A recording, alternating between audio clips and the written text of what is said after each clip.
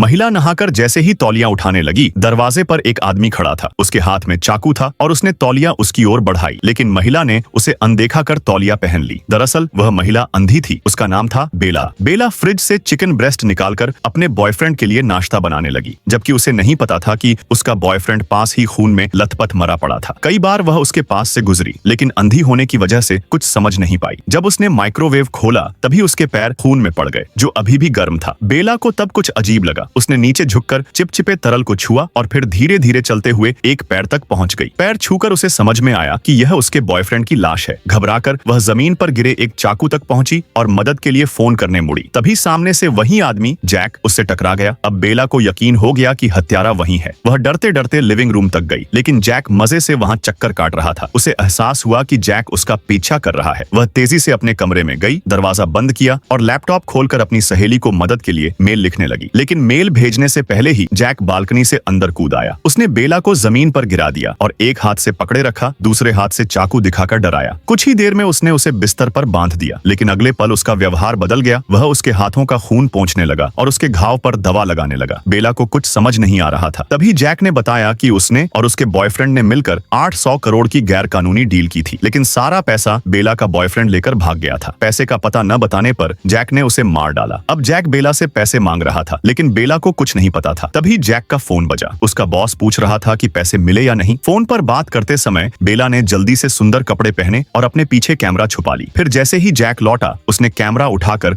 उसके चेहरे पर दे मारा। जैक जमीन पर गिरा और बेला बाहर भागी। उसे लिफ्ट नहीं मिली तो वह सीढ़ियों से नीचे भागने लगी। रास्ते में कोई रुकावट नहीं थी और वह तेजी से मदद ढूंढने निकल गई। अब डर को हराने की बारी थी।